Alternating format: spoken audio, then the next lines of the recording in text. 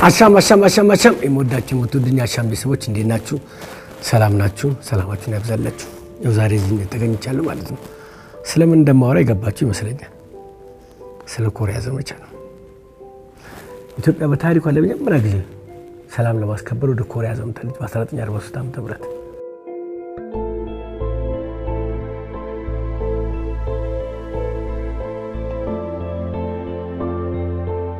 ያንን ታሪክ ላወራላችሁ ነው የምፈልገው።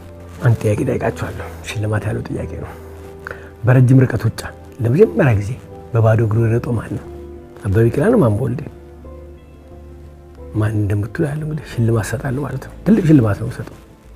የ5 ብር ካርድ ሸልማችኋለሁ። ይሄ ቋንቋ ነው እንጂ አይደለም። ክብር ለ5 ብር። ማንም ሰው 5 ብርና ክብር አጣያቅ። ክብር ለ5 ብር። ያው እንደ 100 ብር እኮ ትልቅ ቦታ ሱፐርማርኬት ነው ሰው ጉልት ምናምን ነው የሚሰጠው። የሚገናኙት እኮ ተፍቆ ሲጣሉ ነው። እና 5 ብር ሸልማችኋለሁ። የ5 ብር ካርድ ሸልማችኋለሁ ማለት ነው። ዲያስፖራው የምትሆን ያው ሸልማለሁ። ጨዋታዬን ለመጀመሪያ ያለው እንግዲህ በዚህ በጥያቄ ያደረኩት ማለት ነው። የመጀመሪያ እንግዲህ ኮሪያ ዘመቻ ተደረገው እንግዲህ በ1943 ነው ብያችሁ የለም። ምክንያቱ ምንድነው? እኛ ለምንድነው ኮሪያ የዘመተው? እንግዲህ እንደምታውቁት እንግዲህ በጣሊያን ጦር ጊዜ ያው ጣሊያን ያን ወቅቶን የለም አልያዘም እንጂ ወቅቶን የለም። ማንም ድጋፍ የሰጠን የለም። ማንም ድጋፍ የሰጠን የለም።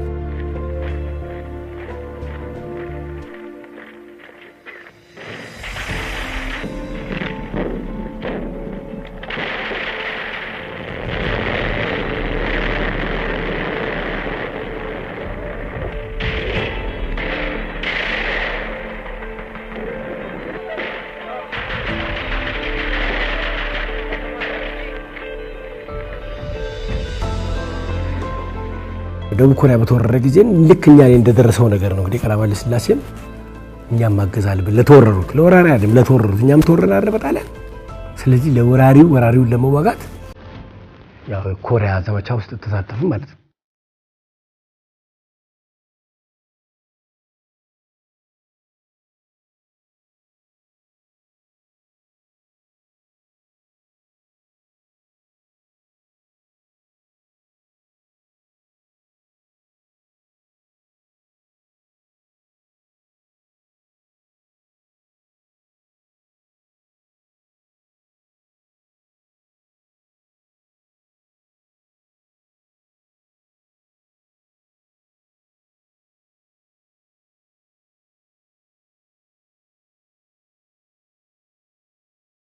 ዳው እንደ ግሪሳ ያረፈው ልቤ ደሞ ተነሳ። በአውሮፓ አቆጣጠር በ1895 ዓመተ ምህረት እንግዲህ ያው ጃፓን እኮ እዛ አካባቢ ጉልበተኛ ነበር። በጣም የሰፈር ዱርዬ ጎረምሳ ያልወረሩ እኮ ሀገር የለም። ቻይና ኖሯል፣ ሩሲያ ኖሯል። እንግዲህ ከ1905 ጀምሮ ደቡብ ኮሪያን ገብቶ ደቡብ ኮሪያ የሚባለውን ገብቶ በሞግዚትነት እንትን ብሎ ለረጅም ዓመት ከ40 ዓመት በላይ እኮ ያስተዳደረው። ያው ሁለተኛ ዓለም ጦርነት በሚጀምርበት ሰዓት እንግዲህ ያው ከዛም ሲዋጋ ያው ፐርል ሃርበር ላይ ታውቃላችሁ አሜሪካኖችን እንትን አድርጎ አሜሪካን እንደምንጠው ያንን ጣል እኮ ሊትል ቦምብ የሚሉት።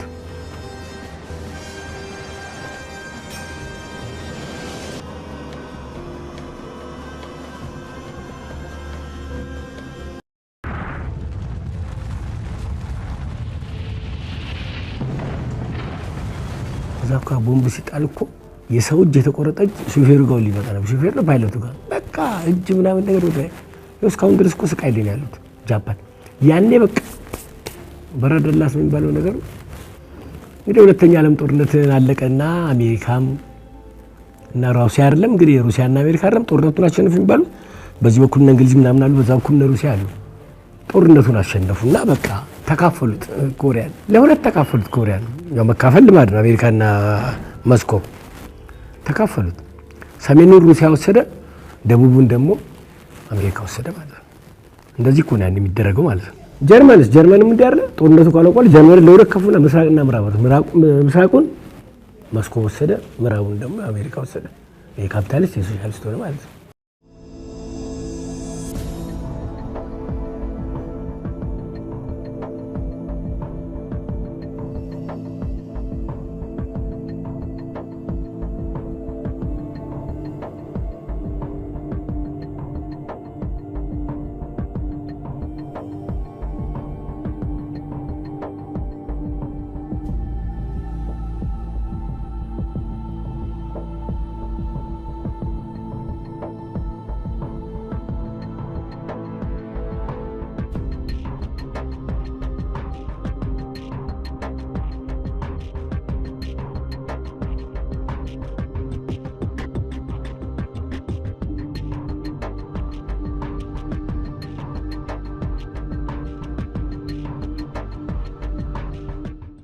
እና እንግዲህ በአሜሪካ በኩል ያለው ጥሩ ነው መነቃቃት። ሶሻሊዝም እንግዲህ ያኔ የሶሻሊስት ስርዓት እኮ በጣም እንትን ያደርጋል። በነገራችን ላይ ሶሻሊዝም ማለት ሁሉም እኩል እንዲኖር ማድረግ ነው።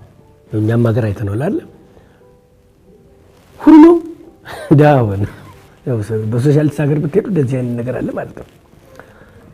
አንድ ቀን ሌሊት 60,000 ጦር የሰሜን ኮሪያ 60,000 ጦር ሌሊት ውድቅ ወራ ያደረጉት እንደው ወር መስመሩን አልፎ መጡ። የተካፈሉበትን መስመር አልፎ መጡ ወራሩት። ስለዚህ የተባበሩት መንግስታት እርዳታ ጥሪ ያደረገ እንግዲህ በዚህ በኩል አሜሪካ አይደለም አሜሪካ እንደ በተባበሩት መንግስታት በኩል የሰሜን ኮሪያ ጦር እንዲወጣ በውጊያም ሆነ በመናምን እንዲወጣ ተደረገ። እኛ ግን ዘግተን እንዲገባል 18 ሀገሮች ናቸው የዘመቱት 18 ሀገሮች። እኛ በእርግጥ ትንሽ ቆይተናል፣ አንድ 6 አርባቶ ቆይተናል። ከዛ ውስጥ ከአፍሪካ ሄድነው እኛ ብቻ ነን። ደቡብ አፍሪካ ይባላል እንጂ ነጮች ናቸው። ደቡብ አፍሪካ እንደ በቅኝ ግዛት ስር አልነበረች እንዴ? ብቸኛ ነፃ አፍሪካ ሀገር ኢትዮጵያ ብቻ ነች። እግረኛ ወታደር ነው የላክነው እኛ። እግረኛ ወታደር ማለት ነው በዛ ሄድ ነው ማለት ነው። የቃኘው ሻለቃ ጦር ነው የሚባለው። ቃኘው ሻለቃ ይሄ የራሱ ያደረኩት ቃኘው ሻለቃ ነው የሚለው። የቃኘው ሻለቃ ነው ቃኘው ሻለቃ የተባለው ምክንያት አለው። በነገራችን ለኢትዮጵያ ዘመናዊ ጦር የሚባለው መጀመሪያ ቤልጂሞች ነበሩ እንትን ያደረጉት። ክብር ዘበኛም እኮ በቤልጂሞች ነው ይሰለጥን የነበረው ዘመናዊ ጦር ተብሎ ማለት ነው። ዋናው አሰልጣኝ ማጆር ፖል ይባላል። ሜጀር ነው የሚባሉት። ከሀገሩ ሲወጣ እናቱ ረግማው ጃልሜዳ ይወዳል። ግራ ቀኝ ሲለው በቃ ግራ ቀኝ ሌላ ነገር የለም። እና በዛ የተነሳ እንግዲህ ማጆር ፖል እንትናለ። ከዛ በኋላ እኮ እንግሊዞች መጡ። እንግሊዞች ደግሞ እንግዲህ ያኔ ጣሊያን አስወጡ አይደል? ጣሊያን ከወጣ በኋላ እኮ ነው እንትን ያደረጉት። ያው እንግዲህ ጃንሆይ እኮ ከባድ ሰው ናቸው። ጣሊያን ወጣ ሲል በእንግሊዝ አስወጡት። እንግሊዝ ያሉት አሉት በአሜሪካ አስወጡት። አሜሪካ እኮ ቅኝ አይገዛም። ማንም ሀገር እኮ ቅኝ አልያዘም። ግን ቦታ ስጡኝልና እንደፈለገ ያደርጋል ማለት ነው። ዞሮ እንግዲህ እንግሊዞች ከመጡ በኋላ ነው ጀነራል ኮቶን ይባላል። የብሪቲሽ ሚሊተሪ ሚሽን ዋና አለቃ ነው ጀነራል ኮቶን ይባላል። ደግሞ ቡድን እኮ ነበራቸው እነሱ። ብሪቲሽ ሚሊተሪ ሚሽን ይባላል። የመጀመሪያውን እኮ የኢትዮጵያ ሻምፒዮና የወሰዱት እነሱ ናቸው። ብሪቲሽ ሚሊተሪ ሚሽን ታዲያ እነሱ እኮ ናቸው የወሰዱት። እና ቃኘው ሻለቃ የተቋቋመ ብለው ቃኘው ሻለቃ እንግዲህ ይሄን ያደረኩት እኮ እሱ ነው። ቃኘው ሻለቃ ነው የመጀመሪያው ነው የዘመቱ ማለት ነው። እና እንግዲህ ከዛ በኋላ እንግሊዞች ከወጡ በኋላ አሜሪካኖች ናቸው የያዙት። እንግዲህ አሜሪካ ምክንያት እኮ አለው። ያኔ እንግዲህ ኤርትራ እንግሊዝ ስራ አልነበረች። እንግሊዞቹን ያጡት እኮ አሜሪካኖች ናቸው። ያው ድምጽ አትሰጠውም ማለት ነው። ኤርትራ እንግዲህ 60 ዓመት በጣሊያን ቅኝ ግዛት ስር ነበረች ኤርትራ። እንግዲህ ጣሊያን ከሁለተኛ ዓለም ጦርነት ሲሸነፍ በቅኝ ግዛት ያዙትን ሊቢያ፣ ኢትዮጵያ ምናምን ነገር ሲወጣ አስመራ ኤርትራ ለማን ተሰጥ ተብላ ነበር። እና ጊዜ ድምጽ ይሰጥ ብሎ አሜሪካ እኮ ነው ብዙ ነገር ያስተባበረልን ማለት ነው። ተባበሩት መንግስታት ድምጽ ያሰጠልን እኮ እዚህ ነው። እዚህ ብዙ ነገር ስራ ሰርቷል። ለዛ ውለታ እንዲሆን እኮ ነው የቃኘው ስቴሽን የሰጠው። ቃኘው ስቴሽን ይባላል አስመራ። በጣም የታወቀ ነው። እና ከእንግሊዞች በኋላ የእኛን ጦር ያሰለጠኑት እነሱ ናቸው። ሁሉንም ያሰለጠኑት ቃኘው ስቴሽን ይባላል። ምናልባት አስመራ ለማታውቁት ወይ ለምታውቁትም ቢሆን ወደ አስመራ ሲገቡ በጉዳይፍ በኩል ሲገቡ ያው ጉዳይፍ እንግዲህ ጥጉ አይደለም የሚያስመራ። ከሱ ስትሄዱ እንግዲህ የካቶሊክ ቤተክርስቲያን አለ፣ አብራባታ የአይነ ስውራን ትምህርት ቤት አለ፣ ባራት ሁሉ አለ። ከዛ በኋላ ስትሄዱ ጅማ ባር አለ። ያው ጅማ ባር እንግዲህ እዛ ጋር ጉዳይፍ ያልቃል። ያው ጅማ ባር አለ። ከጅማ ባር እንግዲህ ጅማ ባር ከመድረሳችሁ ቤት ወደዚህ ያለ እኮ ቃሁታ ይባላል። ጉዳይፍ ጋር ወደ 35ኛ ሻለቃ ነው። በዛ መሎቲ ቢራ በዛ በኩል ነው ያለው 35ኛ ሻለቃ ምናምን። ቅድም እንዳልኳችሁ ከጅማ ባር ወደዚህ ታጥፉ ገጀረት ይባላል። ሁለት ገጀረት ነው። ገጀረት ትንሹ፣ ገጀረት ትልቁ። ገጀረት ትንሽ አነስተኛ ፈራንጅ ቻባ ምናምን ያላቸው፣ ገጀረት ትልቁ ደህና ሰዎች የሚኖሩት ኢሳያስ አፈወርቂ እኮ እዛ ነው የሚኖሩት ታዲያ። እና ከዚህ መለስ ብላችሁ ዋናውን መንገድ ስትይዙ በዚህ በኩል ትራቦሎ ይባላል። ወደ አስመራ ኤክስፖ የሚወስዳችሁ ማለት ነው። እሱን ደግሞ እንደዚህ ትመለሱ ነው ዋናው መንገድ ትይዛላችሁ። ከዛ ትንሽ ስትሄዱ ወደዛ ስትሄዱ ማነው መንገድ አለ ናቅፋውስ የሚባል አለ። ናቅፋውስ እንግዲህ የኮሌጆችም የገበያ ማዕከልም ይባላል። ከሱ ፊት ለፊት ፊያጣ ሌሮ ይባላል። ከሱ ሄዳችሁ ላሲያ ትምህርት ቤት ሬዲዮ ማርያና ይባላል። እሱ የእንግሊዞች ነበር እንትላሉ። እንግዲህ ቅድም ያልኳችሁ ናቅፋውስ ጋር ትንሽ ሄዳችሁ እንዲስተታጠፉ በሱ በኩልም ትራቮሎ ይባላል። ትራቮሎ ያኛው ነው ካምፖ ቮሎ ነው የሚባለው። በካምፖ ቮሎ ወደዛ ስትሄዱ ቃኘው ሻለቃ ስቴሽን አለ። የአሜሪካኖች ናቸው የሰሩት። ቅድም እንዳልኳችሁ ንጉሥ ተሰጥቷቸው እዛ ቦታ ላይ እነሱ ነው የሰሩት። ኢትዮጵያ ከኤርትራ ጋር ስትቀላቀል ማለት ነው። እና ያን ቦታ እነሱ ናቸው የያዙት። ቃኘው ሻለቃ ምላችሁ በዚህ በካምፖ ቮሎ ሜጃ ነው። እንዲህ ጥጉን ስትይዙ አጥሩን ታኮ ቀራበለ ስላሴ ትምህርት ይባላል። በኋላ ቀይ ባህር ተብሏል። አሁን እንደተባለም አላውቅም።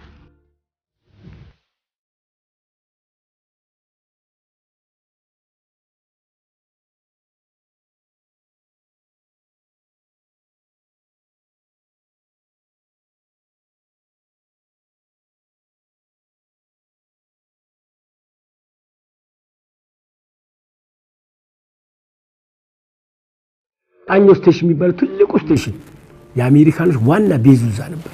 ኋላ እኮ ያው እነሱ አሜሪካችን ሲወጡ የሁለተኛ ክፍለ ጦር ዋና ማዛዣ ነበር። ደምሴ ቡልቶ የሚያዙበት እኮ እዛ ነበር። አሁን የታጋዮች መኖሪያ ሆኗል መሰለኝ። ኤርትራ እንደ ሀገር ከቆመች በኋላ የታጋዮች መኖሪያ ሆኗል። እና ዞሮ ዞሮ እንዳልኳችሁ ያ ቦታ ነው እንግዲህ ቃኞ ስቴሽን የሚባለው የአሜሪካኖች ዋና ቃኞ ስቴሽን። በነገራችን ላይ የመጀመሪያ ጊዜ ቴሌቪዥን የታየው እኮ እዛ ነው፣ አዲስ አበባ አይደለም። የቃኞ ስቴሽን ወታደር እስከ 3000 ይሆናሉ ከነ ቤተሰቦቻቸው። አስመራ ከተማ እኮ ትልልቅ ነገር ሰርቷል። ማይነፊ የሚባል ቦታ አለ። የውሃ ጉድጓድ ምናምን ነገር ቆፈሩት እነሱ ናቸው። ኤፍኤም ሬዲዮ አለ፣ ያኛው ሬዲዮ አለ። አስመራ ከተማ በጣም እንትን ያደረጉት። አዲስ አበባ የሚመጡ አስመራ ተማሪዎች እኮ አሉ ወደዚህ የአሜሪካ ምናምን ሙዚቃ የመጡ የአዲስ አበባ ሻይ ቤት ምናምን ነገር በቃ የአስመራ ተማሪ ነበር የሚጠበቀው። እኛ ቃኞ ስቴሽን የሚባል ያን ነው። የቃኞ ሻለቃ ጦርም ሲባል ያንን ነገር ማዕከል አድርገው ነው። እኛ እኮ በአሜሪካኖች ስር ስለሆነ የዘመትነው። ያው ጥያቄው አሜሪካ አይደለም እንዴ? ቅድም ብያቸዋለሁ። ንጉሱ አንድም በዓለም አቀፍ ደረጃ ለመታወቅ፣ ሁለተኛ ነገር ደግሞ ለተበደለ እኛም ያኔ በጣሊያን ጊዜ ተበደለ የሚረዳን አጥቶ ለሚረዳን አጥቶ ለደቡብ ኮሪያ እንድረስ ተብሎ ነው ስሙ እንግዲህ ቃኞ ሻለቃ በሚባልበት ሰዓት ያ ቃኞ ስቴሽን ይዞ ነው የአሜሪካ ጦር ነው የኛን ጦር እንግዲህ ያን የሚያስለጥነው በአብሪቪዬሽን ማግመ ይባላል። ይሄንን ጦር የሚያስለጥነው ማለት ነው እንግዲህ አሜሪካኖችን ስላሉ ከነሱ ጋር ዘመትም ማለት ነው። Ethiopia is one of 2 nations in Africa with troops in Korea. Previously, Ethiopia contributed $100,000 for medical assistance to the men of other nations already in the battle.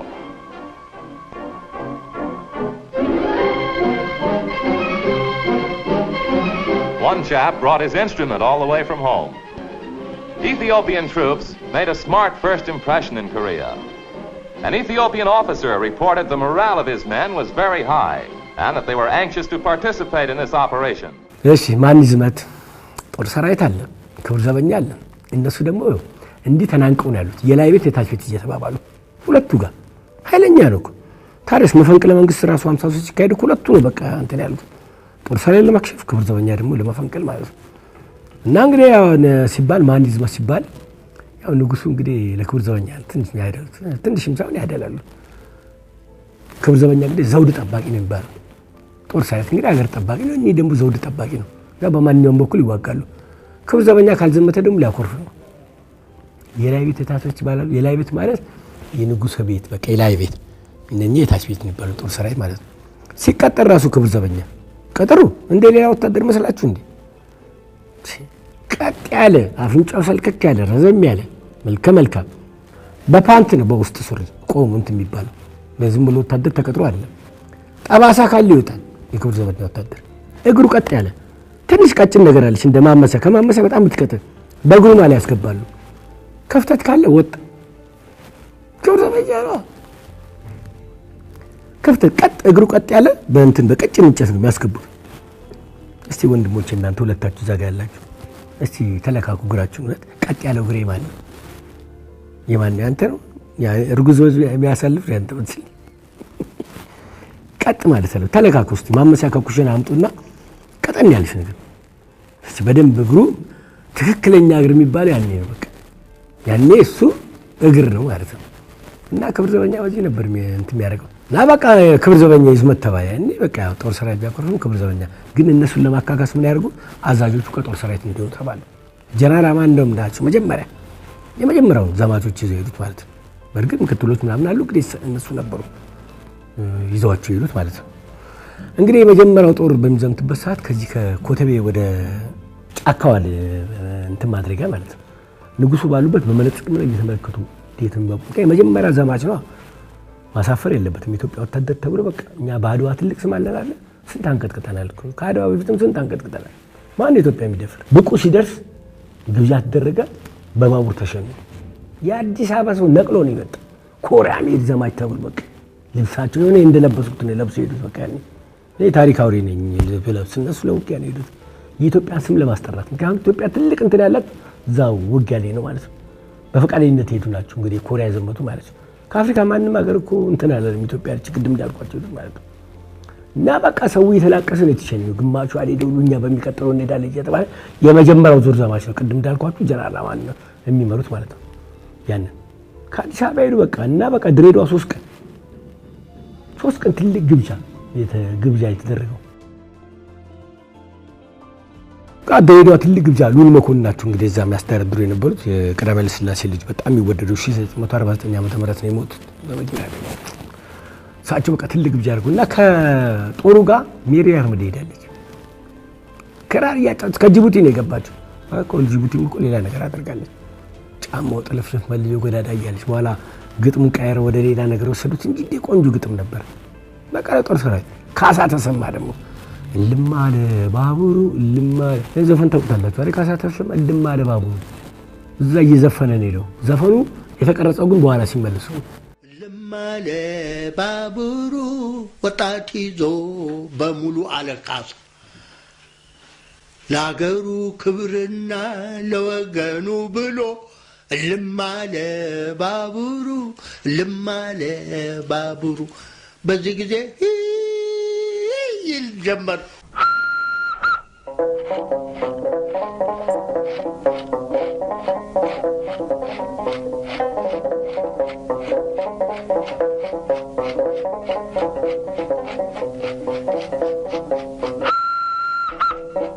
ልማሌ ባቡር ልማሌ ባቡር ወጣት ይዞ በሙሉ ልማሌ ባቡር ልማሌ ባቡር ወጣት ይዞ ተመለሰ ባቡር እኮ የሚልም ዘፈን አለ ራሱ ካሳ። ተመለሰ ባቡር ተመለሰ ባቡር ወጣት ይዞ በሙሉ ተመለሰ ባቡር ተመለሰ ባቡር ወጣት ይዞ በሙሉ ፈጽሞ መጣ ተመልሶ እልም አለ ባቡሩ ተመለሰ ባቡሩ ካሳ ተሰማ።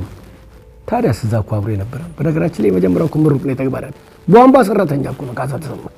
አንዲ ክራንቲ ያደርግ መስላችሁ 1936 ዓመተ ምህረት የተቋቋመው ተግባራት ትምህርት ቤት የበዛ ስታልፉ በዛ ላይ ማየት ትችላላችሁ። 1936 ዓመተ ምህረት እዛ ምሩቅ ነው። የኢትዮጵያ እግር ኳስ ፌዴሬሽን እኮ 1936 ዓመተ ምህረት ከተግባራት እኮ ነው የተመሰረቱት ማለት ነው። እኔም እኮ እዛ ተምሬያለሁ። እንደ ካሳ ክራር አልጫወት እንጂ እኛ እንግዲህ ቧንቧ ስራ አይደለም እንጂ ካሳ ተሰማ እንግዲህ እልም አለ ባቡሩ ብሎ ሄደው ያው ከዛ በኋላ እንግዲህ ወደ 22 ቀን የፈጀባቸው እኮ ኮሪያ ለሚሄድ ማለት በመርከብ ከጅቡቲ በኋላ በመርከብ ያንዱ የቱርክ የምናምን የሆላንድ እየጫነ ነው ወደ ኮሪያ ሄዱት ማለት ነው። 22 ቀን የፈጀባቸው በዛ መንገድ ላይ አንድ ወታደር አይሞትም። የኛ በልብ ድብቃም ሞተ ወታደር እንግዲህ በመርከብ በጦር ሰራዊት በመርከብ አሜሪካ አይደለም ጦር መርከብ ተመራው ውሃ ላይ ነው የሚጣለው ባህር ላይ ነው የሚጣለው ሬሳው እና አዘጋጁ ተባሉ። ምን ልታረግ ልትነካ ወንድ ደስቲ ነካ ተባለ። ወንድ አንተ የሬሳ ትነካ እኛ መሬት ላይ ነው የምንቀበረው። ይሄ አይቻልም በህጉ እንደዚህ ነው። ይሄ አሜሪካ ወታደር አይደለም ኢትዮጵያ ወታደር እንጃ ስንት እምነቱ ምናምን ባሉ ምናምን እስከ መሬት ስንቀበል ቆይተን እንዴት ነው አንተ የምታረገው? ሲከራከሩ ኮሪያ ደረሱት ማለት ቀበው የወታደር ችክ ካለ በቃ እንትን ካለ በማምንበት ነገር እንትን ያደርግ በጣም ነው እኮ የሚፈረው ውጊያ ላይ የሬሳ ስጋ ይበላላሉ። በቃ ሬሳ ገሎ ሬሳውን ስጋ ይበላላሉ። በርግጥ ስጋ ሲበላ ታይቷል። ይሄ ሬሳ አይደለም። ምን መሰላችሁ ከሁሉም ሀገሮች የ18 ሀገር አለ በእነሱ ስጋ ተቀቅሎ ወይ ተጠብሶ ነው የሚበላው። የኛ ግን ወታደር ታቀላቸዋል ጥሬ ስጋ ይበላል። የሚያገኙትን ስጋ ቦርሳቸው ውስጥ አድርገው ዘመቻ ይሄዳሉ። እዛ በመሳሳስም ይበላሉና ያው እንግዲህ የሬሳ ስጋ ይበላሉ ተባለ። የገደሉትን ሬሳ ግን ፕሮፓጋንዳ ከባድ ነው። እንዴ በኢትዮጵያ ወታደር አትማረክ ይባላል። ግን የሚበሉት እኮ ጥሬ ስጋ ነው ይዘውት የመጡት። ሌሎች ሀገሮች ጥሬ ስጋ አቁም። እኛ እኮ ጥሬ ስጋ በጣም እንዴ ወታደር ጥሬ ስጋ በጣም ነው የሚወደው እኮ እንዴ ከጥንት ጀምሮ እኮ ኢትዮጵያ ውስጥ ሆኖ በጥሬ ስጋ እኮ በጣም የታወቀው ሌላ ሀገር ምናምን እንደዚህ ያለ አይመስለኝም። ምናልባት ሌላ ሀገር አሜሪካ የሚበሉ ካየ አበሻ ነው እዛም ያለ የሚበላው ማለት ነው። ሌላ ማን ይበላል ማለት ነው። ጥሬ ስጋ ደግሞ በጣም ተወዳጅ ነው። ድሮ ነው አለ እኮ 18ኛ ክፍለ ዘመን ነው ውጊያ ለኛ ወታደሮች እኛ አበሻ ጠብሰው ነበር የሚበሉት። በኋላ ጭሱን ጠላት አየና መጣባቸው። ከዚህ በኋላ አይጠበስም ተባለ። ወጣ የተለመደ አዋዜ መጣ። በጣም አሪፍ ሆነ። በስጋ ደግሞ በጣም ብዙ ይታወቁ አሉ። የኔ ጓደኛ ለዜና ዶኪሶ የሚባል 5 ኪሎ ስጋ እኮ በልቷል። 5 ኪሎ ስጋ ወርድ ተማሪው ነው ደግሞ እኮ እንትን መሰላችሁ እንዴ እዛ ልብስ ሰፊዎች ማህበር ነበር የሚሰሩ ለ8 ሰው ተላልኮ ከ8ቱም ጋር ጥብስና ዱለት በልቷል። ከዛ በኋላ እኮ ነው 5 ኪሎ እንትን ያለው። እሱ ምን ነገር ይመስላችሁ ስጋ እኮ 80% ውሃ ነው አይደል? ከስጋ ጋር ነው ያደረው። ቋንጣ ሲሆን በቃ ትንሽ አድርገን ነው ትልቅ ስጋ ዋው ሄዶ ነው ምናምን ይባላል። እና እንግዲህ ኢትዮጵያ ወታደርን በጣም ስጋ ይወዳል። እንግዲህ ኮሪያ ላይ እንግዲህ ስጋ በላን በላ ሲባል ጥሬ ስጋ የራሱን ይዞ ሄደውን ነው እንጂ እንደዚህ አይነት ነገር አልነበረም። በዛ በጦርነቱ እኮ በጣም ትልቅ ድል ነው። ኢትዮጵያ እንግዲህ እግረኛ አይደለም በጣም ከባድ ውጊያ እኮ እኛን የሚያስገባ አሜሪካ በአውሮፕላን በመድፍ በምናምን ነው የሚያደርጉት። እግረኛ ላይ በቃ እኛ ነው ገብቶ ተባሶ አስከፍቶ አሜሪካኖች መግለጫ ይሰራሉ። ወጣ አይ እንደሚገርም ነገር